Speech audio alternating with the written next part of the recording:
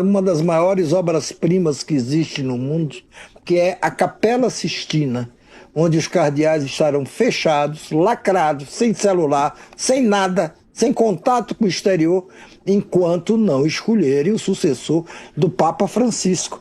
E para isso nós convidamos o Lucas Gesta, historiador do cristianismo, mestre pela Universidade Estadual do Rio de Janeiro, coordenador de pós-graduação da Faculdade Batista do Rio de Janeiro. Seja bem-vindo, Lucas. Me fala de início, me conta um pouco a história da Capela Sistina, onde o mundo inteiro estará focado a partir desta quarta-feira. Me conta um pouco dessa história. Boa noite, Guga, boa noite, Noblar. Uma alegria estar aqui com vocês. A Capela Sistina, ela data do finalzinho ali do século XV. Ela é a principal capela do Palácio Papal, do Palácio do Vaticano. Antes de ser a Capela Sistina, ela era a grande capela que foi reformada pelo Papa Sixto IV, por isso ela recebe o nome de Capela Sistina, né, em homenagem ao Papa Sixto. E ali a gente está vivendo o Renascimento. Então a gente vai ver tanto no século XV quanto no século XVI passar os maiores nomes do Renascimento, ou grandes nomes do Renascimento, não só na construção dela, como também na pintura interior. Então ela é construída nas bases mesmo do Templo de Salomão, do Antigo Testamento, as mesmas medidas, né, retiradas de lá, e você vai ver tanto os artistas como Michelangelo, Rafael, Botticelli, Perugino, se inspirando no Pentateuco, nos 5 primeiros livros do Antigo Testamento, e no livro de Mateus, no Evangelho de Mateus, que também é um evangelho que se equipara à Torá, né, ao Pentateuco. Então você vai ver ali, por diversos anos, pinturas que passam do Quattrocento para o Cinquecento, né? Do século XV para o século XVI, em que você vai ver as obras desses grandes artistas retratando cenas da vida de Moisés, cenas da criação do mundo, cenas gerais do Êxodo, e você vai ver também cenas gerais da vida de Cristo sendo retratadas nas laterais, nas colunas em cima vai ter as sibilas, vai ter reis, e atrás do altar, né, a grande cena de Michelangelo, que é o juízo final. Então essa grande cena, que é marcada aí muito no imaginário popular, você vê desde que você é criança nos livros do ensino fundamental, no ensino médio, você vê essa cena do juízo final do Michelangelo pintada. Então ela é a principal capela, ela é grandiosa, e por isso ela passa a receber a sessão oficial, né, os conclaves, desde do finalzinho ali do século XV. Então, basicamente, a história dela se marca pelo Renascimento. Me diga uma coisa, Lucas. Você disse que ela conta, claro, várias histórias ali. As pinturas contam várias histórias de vários períodos. Quanto tempo durou a construção dessa catedral? E houve polêmicas em torno disso? Quer dizer, tem muita gente nua, não tem? Tem muita gente semidespida? Houve polêmicas em torno disso? E quanto tempo demorou a construção da Capela Sistina?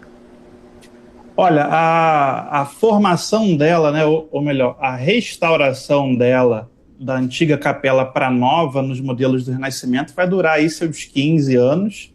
Agora, para todas aquelas pinturas, o que a gente pode colocar inicialmente de polêmica é que os artistas do século XVI vão apagar muitas das pinturas do século XV para imprimir as técnicas deles, os novos modelos de pintura, os novos modelos de pensamento do Renascimento e do humanismo do século XVI.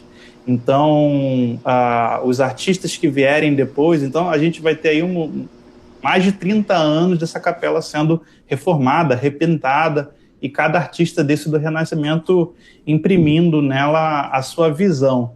A questão da nudez, a questão dos personagens que você vai observar nesse modelo clássico greco-romano, ela, para os habitantes de Roma, já era uma questão comum.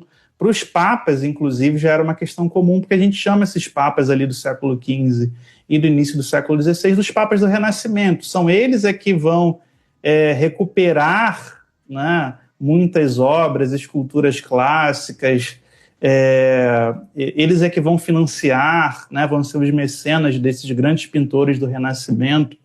Então, para um habitante de Roma, essa nudez e toda essa coisa mais explícita era comum, inclusive para o clero e para o alto clero. Talvez isso incomodasse os peregrinos que iam visitar Roma, né? Mas a igreja não tentou intervir em nenhum momento, eu digo de lá para cá, vamos dizer, para censurar nenhuma dessas pinturas ou nenhuma dessas obras, porque a própria moral dentro da igreja evolui e involui também. Nunca aconteceu isso? Olha, a gente tem que entender dois tipos de padrão moral, né? Esse que talvez você esteja pensando, que é um moralismo sexual e contra a nudez, que é muito reservado ao mundo dos mosteiros, ao mundo do monasticismo, né? E já essa igreja do alto clero, essa igreja que habita em Roma, essa igreja dos papas que são renascentistas, aquilo ali é comum, né? E os próprios bispos e arcebispos e papas que vierem depois vão receber isso como um patrimônio cultural, né? Como uma tradição que não pode ser destruída, que não pode ser revista.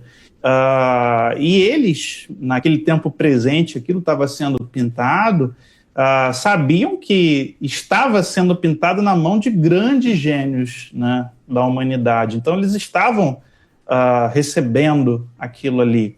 E não só na Capela Sistina, mas em diversas propriedades episcopais dentro de Roma, você vai ver isso também sendo reproduzido. Porque esses mesmos artistas, né, que vão pintar a Capela Sistina também pintam as propriedades particulares e também pintam as propriedades das famílias dos papas, né, que são todas famílias das famílias mais ricas e mais importantes, mais poderosas da Itália ou da Espanha, né? Porque o primeiro Papa a vencer um conclave foi o Papa Borgia, né? O Alexandre VI, que é uma curiosidade interessante, o pior Papa da história, ele é o primeiro Papa a ser consagrado na Capela Sistina.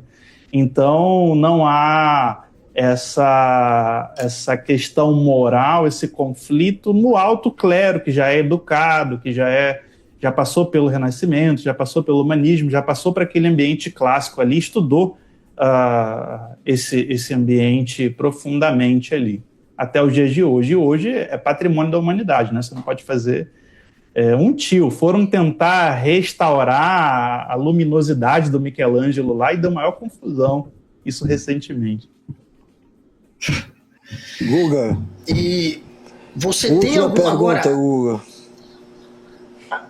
Vamos ficar ali agora, lacrados na Capela Sistina até que decidam quem será o novo Papa. Mais de 130 cardeais. Indo agora para essa questão, apesar de você ser um historiador, mas você tem algum palpite sobre a eleição do próximo Papa? Para onde pode pender? Olha, acertar o próximo Papa é igual acertar o preço do dólar, né? Impossível. Todo mundo que tenta erra e falha miseravelmente. O principal candidato, que estava até na casa de apostas, né, em primeiro lugar, que é o atual secretário de Estado do Vaticano, estourou agora o escândalo com o nome dele. Então, possivelmente seria ele, mas agora estourou um escândalo, alguém levantou o escândalo envolvendo aquela questão do patrimônio, do desvio de dinheiro para um patrimônio de luxo em Londres, então a gente já não sabe, porque a tendência é que seja um Papa não muito polêmico, que não siga um caminho igual Francisco seguiu, que seja o contrário, ou um Papa semelhante ao Ratzinger, para fazer vamos colocar assim, né, um equilíbrio de forças. Então, só que esse grande número de papas aí que a gente tem ainda aumenta essa, como é que a gente pode dizer? Essa questão de você dizer se é o Turkson lá da África, se é o Papa, o Bispo das Filipinas, que também é um grande candidato, que seria um sucessor de Francisco. Então, eu jamais diria isso, porque eu sei que eu vou errar também. O Francisco, todo mundo errou. Assim, o Francisco, 100% das pessoas erraram. Assim, você não teve ninguém dizendo, vai ser o Bergoglio.